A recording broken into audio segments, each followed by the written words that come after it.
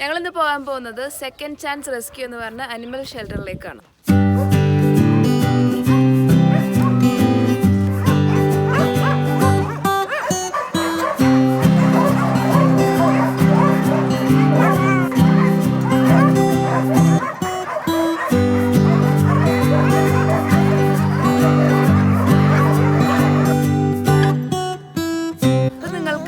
Friday and Saturday വരാവുന്നതാണ്.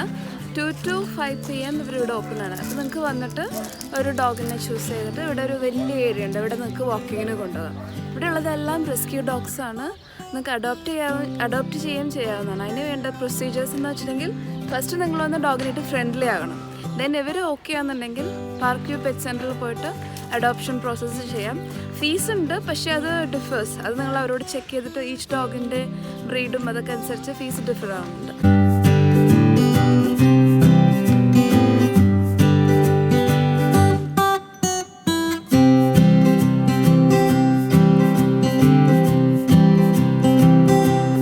സൈനയാണ് എൻ്റെ കൂടെ ഉള്ളത്. ബ്ലാക്ക് സലൂക്കിയാണ് അവള്. അപ്പോൾ ഞങ്ങളിന്ന് ഒരു വലിയൊരു വാക്കിന് പോയിക്കൊണ്ടിരിക്കുകയാണ്. ഞാനും ഡാനിയും സാമും എൻ്റെ കൂടെ എൻ്റെ ഭാര്യയുണ്ട്. ഇവളല്ല കേട്ടോ ഭാര്യ, എൻ്റെ ഭാര്യയുടെ വീഡിയോ എടുത്തിട്ടിരിക്കണേ.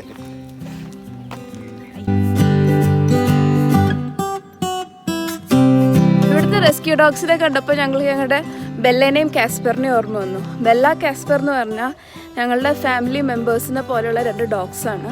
ഞങ്ങൾ ബെല്ലേനെയും കാസ്പറിനെയും ഖത്തറിലെ റോട്ടിൽ നിന്ന് റെസ്ക്യൂ ചെയ്തതാണ്. അവരിപ്പോൾ എവിടെയാണെന്നറിയോ? അവരിപ്പോൾ നാട്ടിലുണ്ട്. നാട്ടിൽ ഞങ്ങളുടെ വീട്ടിൽ ഹാപ്പി ആയിട്ട് ജീവിച്ചുകൊണ്ടിരിക്കുന്നു. ബെല്ലേനെയും കാസ്പറിനെയും ഞങ്ങൾ ഖത്തറിൽ നിന്ന് ഫ്ലൈറ്റ് വഴി നാട്ടിലേക്ക് കൊണ്ടുപോയി. അതായത് ഇപ്പോൾ ഇവിടുന്ന് നേരിട്ട് കൊച്ചിയിലേക്ക് കൊണ്ടുപോകാൻ പറ്റില്ല. അപ്പോൾ ആദ്യം ബോംബെയിലേക്ക് പോയിട്ട് അവിടുന്ന് ഡൊമസ്റ്റിക് ഫ്ലൈറ്റ് കണക്ഷനിലാണ് പോയത്. ഈ കാണുന്നതാണ് ബെല്ല ബോംബെ എയർപോർട്ടിൽ. പിന്നെ ഇത് ബെല്ല കൊച്ചി എയർപോർട്ടിൽ അറൈവലിൽ ബാഗേജിൽ വന്നുകൊണ്ടിരിക്കുന്നു. ഇത് ബെല്ലയും കാസ്പറും നാട്ടിൽ ഹാപ്പി ആയിട്ട് കളിച്ചുകൊണ്ടിരിക്കുന്നു.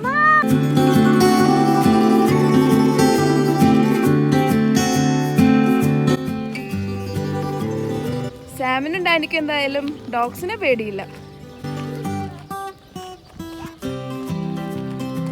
ഇതൊരു വലിയ ഫാമാണ്.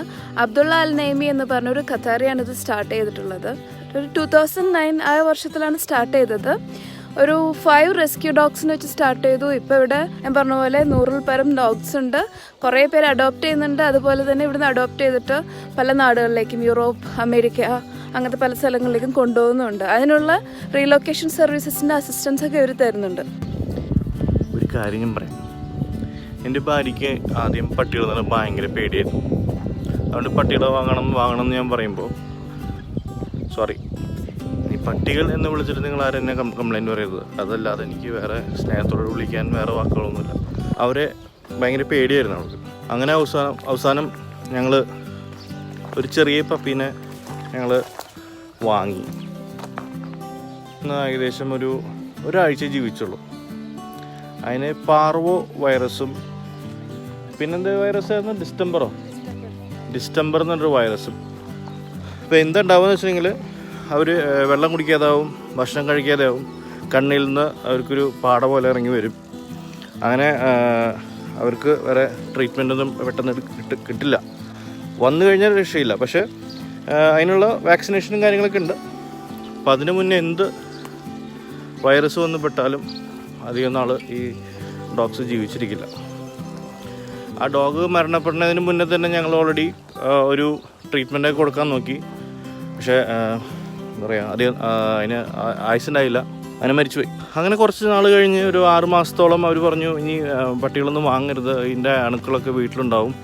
അതുകൊണ്ട് ഞങ്ങൾ ഖത്തറിൽ വാങ്ങിയില്ല, വേറെ ഡോഗ്സിനൊന്നും വാങ്ങിയില്ല. പക്ഷേ അന്ന് ആ ആദ്യത്തെ എക്സ്പീരിയൻസ് തന്നെ എൻ്റെ ഭാര്യയ്ക്ക് ഭയങ്കര സങ്കടമായി. അങ്ങനെ പുള്ളിക്കാരി പറഞ്ഞു നമുക്ക് വീട് തന്നെ മാറാം.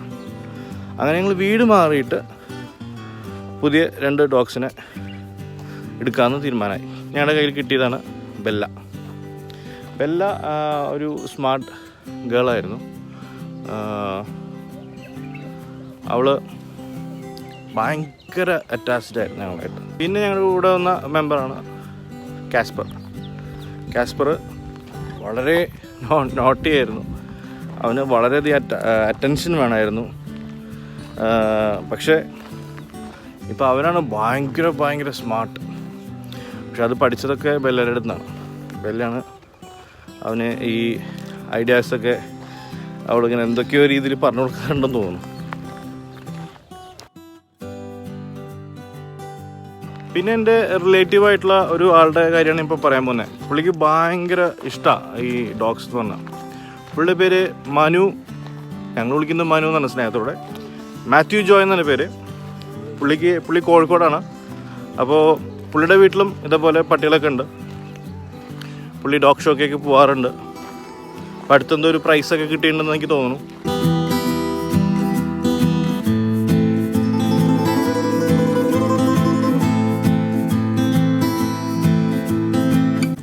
ഇപ്പോൾ ഞങ്ങളൊരു ഫസ്റ്റ് റൗണ്ട് വാക്ക് കഴിഞ്ഞിട്ട് തിരിച്ചു കൊണ്ടേ കൊടുക്കാൻ പോവുകയാണ്. ഇവിടെ നിങ്ങൾക്ക് വരാൻ ഫീസ് ഒന്നുമില്ല. പക്ഷേ ഇവിടുത്തെ റെസ്ക്യൂ ഡോഗ്സിന് ഒരു ദിവസം 20 കിലോ വരെയും ഡോഗ് ഫുഡ് ആവശ്യമുണ്ട്. അപ്പോൾ നിങ്ങൾക്ക് പറ്റാവുന്ന പോലെ ഡോഗ് ഫുഡ് കൊണ്ടുവന്നിട്ടുണ്ടെങ്കിൽ അവർക്കൊരു നല്ലൊരു കോൺട്രിബ്യൂഷൻ ആയിരിക്കും.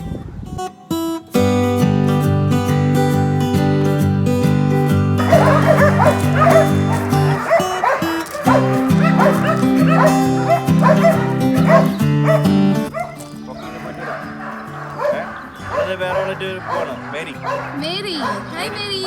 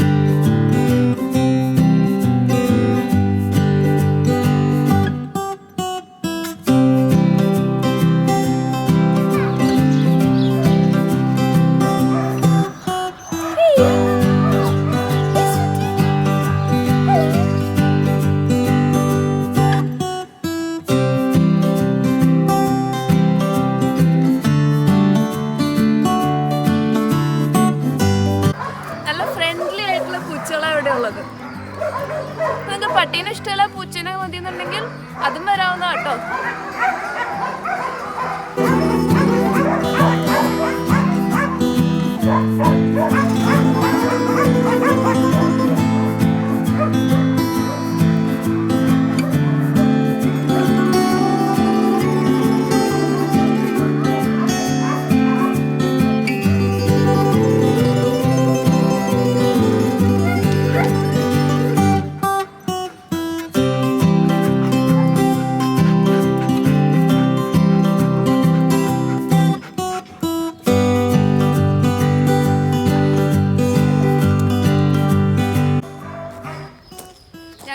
വീട്ടിലേക്ക് വരാൻ ഒരാൾ റെഡി ആയിരിപ്പുണ്ട്.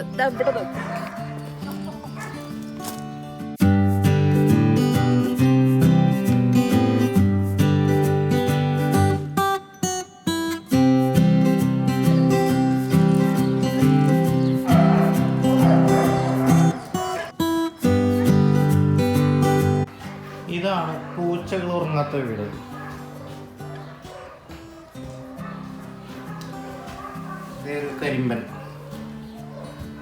കരിമിന് ക്യാമറ ഇഷ്ടപ്പെട്ടു. അടുത്താൾ കൂടും. ഇവന് ക്യാമറ ഇഷ്ടമല്ല കേട്ടോ. അപ്പൊ നല്ലൊരു വീക്കെൻഡ് ആയിരുന്നു. തീർച്ചയായിട്ടും വീണ്ടും ഒരു പഴയൊരു ബെല്ലാക്കേസ് പ്രദേശിലേക്ക് തിരിച്ചു കിട്ടി. കുറേ ലവ്ലി ഡോഗ്സുകളുണ്ട്. അതുപോലെ തന്നെ അത്രയും സ്നേഹമുള്ള ക്യാറ്റ്സുകളുണ്ട്. അപ്പോൾ ഇവരൊക്കെ റെസ്ക്യൂ ചെയ്തിട്ടുള്ള പെറ്റ്സുകളാണ്. അപ്പോൾ നിങ്ങൾ ഇടയ്ക്കിടയ്ക്ക് വരണം. അതാണ് ഞങ്ങളുടെ ഒരു അഭ്യർത്ഥന. കാരണം ഇവർക്ക് ഒരു പ്രോഫിറ്റും ഇല്ല. ഇത് നമ്മൾ ഇവിടുന്ന് ഡൊണേഷൻ വഴി മാത്രമേ അവർക്ക് സർവൈവ് ചെയ്യാൻ പറ്റുള്ളൂ. അപ്പോൾ നിങ്ങളുടെ സപ്പോർട്ട് അവർക്ക് വേണം. ഈ വീഡിയോ ഇഷ്ടപ്പെട്ടിട്ടുണ്ടെങ്കിൽ ഈ ചേച്ചി നമ്മുടെ കൂടെ വരാൻ നിൽക്കുക.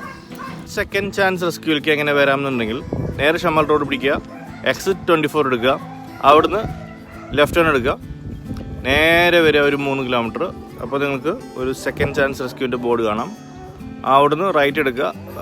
ഓൾമോസ്റ്റ് ഒരു 500 മീറ്റേഴ്സ് മുന്നോട്ട് നീങ്ങുമ്പോൾ നിങ്ങൾക്ക് കോമ്പൗണ്ട് വോൾ, നിങ്ങളുടെ ലെഫ്റ്റ് സൈഡിൽ കോമ്പൗണ്ട് വാൾസ് കണ്ടു തുടങ്ങും. ആ കോമ്പൗണ്ട് വാൾസിൻ്റെ അവിടെ നിന്ന് നോക്കിക്കഴിഞ്ഞാൽ തന്നെ കാണാം ഒരു വലിയൊരു ഗേറ്റ്. ആ ഗേറ്റിനോട് ചേർന്നിട്ടാണ് ഈ സെക്കൻഡ് ചാൻസ് റെസ്ക്യൂ.